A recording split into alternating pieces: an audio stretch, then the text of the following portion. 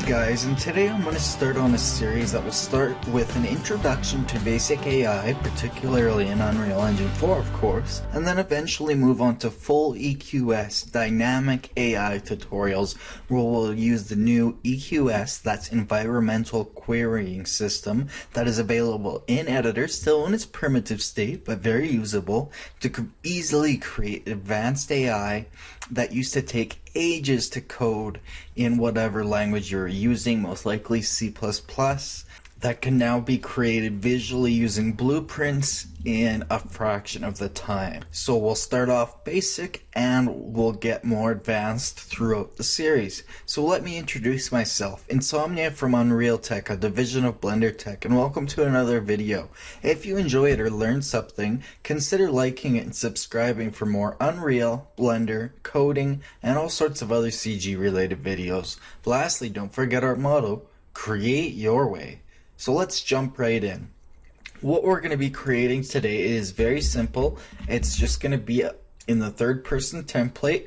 We're going to have ourselves, we're going to have an AI character, and we're going to set it up so that all he does is he moves to a single point. It's going to be the most simple setup possible, but it's going to lay the groundwork for how AI is set up in Unreal Engine 4 and in general. So with that said, let's go over some background information first. So first of all, let's look at some basic AI theory. So what is AI theory? Well, obviously it's artificial intelligence. So what we're doing is we're basically telling a computer to do something, a task. And to do that, we need to either give it some sort of command or a test or some other way so that they know how to give us return data. So something that we can use to create the illusion of a human. So how do we do that? Well, in Unreal Engine 4, it's very, very easy. You have a variety of things you need, all listed here, and let me go over them very quickly. Of course, we need a character. So you have, of course, pawns, and then characters inherit from them. So we have our basic character class in Unreal, and that's what you'll use for, I would imagine, most if not all of your AIs, whether it be NPCs or whatever. So we'll be using a third-person character today. And then you need something to control that, since you can't actually control it with your own keys, obviously, that would defeat the purpose. So you need a controller to control the character. Makes sense. And so this is just simple. It's either some sort of logic, some sort of script, or it's some sort of pre-made setup that automatically controls the character, doing all sorts of expected things that the player can do. So how do we get an AI character with an AI controller controlling it to actually carry out these actions? Well, the first thing we do is we use what's called a blackboard. And a blackboard, kind of as the name suggests, is you could think of it like a blackboard, and what it does is it holds keys.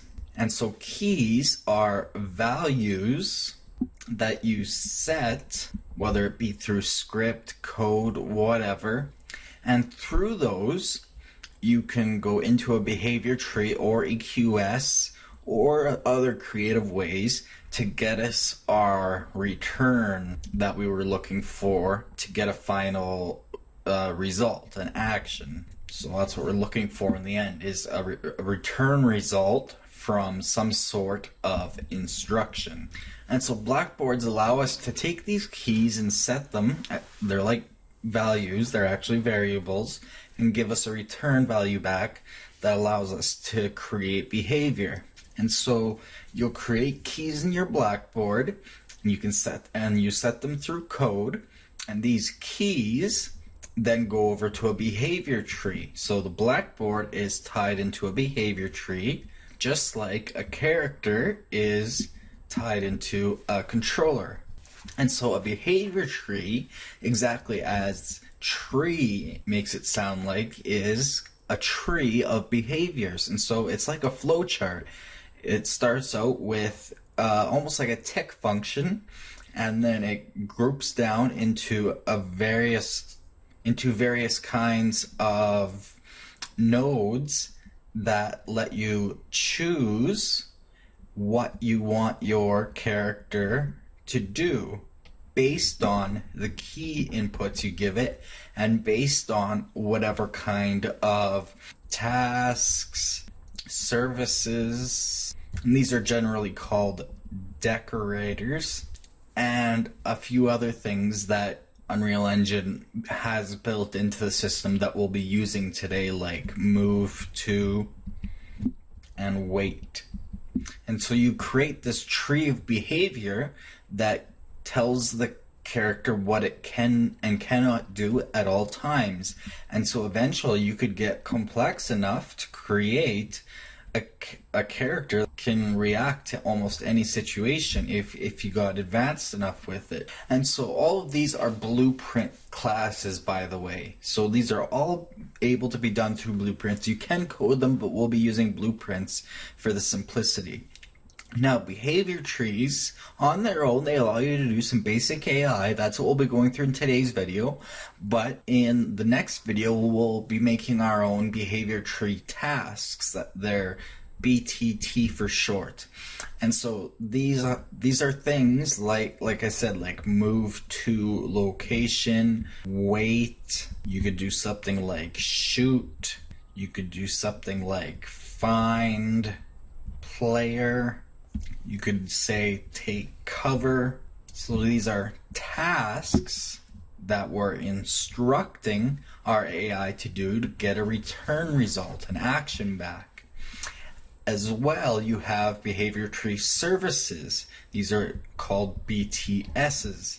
And so these are like behavior tree tasks, except they're called on a certain frequency. So they're ticked, say every 0.5 seconds or every 1 second or whatever. And so they're just like a service on your computer.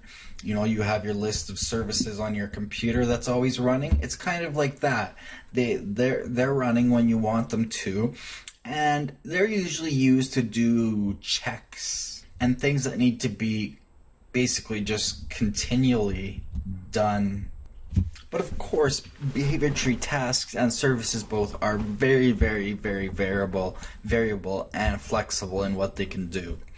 And then lastly, what we'll get into in much later lessons is environmental querying system. This is a new addition to the Unreal 4 editor.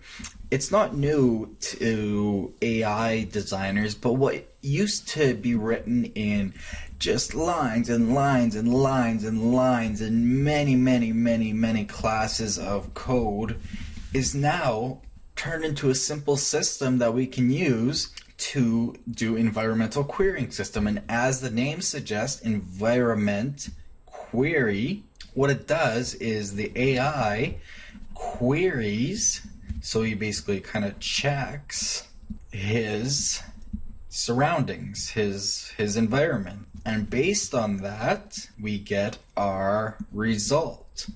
However, it's much more automatic and thus it's more dynamic. The AI can almost act on his own. He has more of a brain. He's closer to real AI.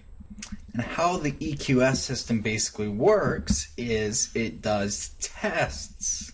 Now, it does work the same way as behavior trees, BTTs, and BTSs, but at the core of it, you're doing tests and then getting an answer, and then EQS is picking one. So you might have a bunch that say, nope, false, nope, false, basically like 0, 0, 0.1, and then you might have one that is 1, and they say, okay, that's the one we're choosing, and based on the test, it's gonna choose that one. So it does a bunch of tests, and it chooses on its own based on the data you give it of what to do, and so it allows for a much more flexible system. So anyways, with all of that written down, let's jump right into the editor. I'm using the third person template, so just start a new project with the third person template and we'll quickly get down to business.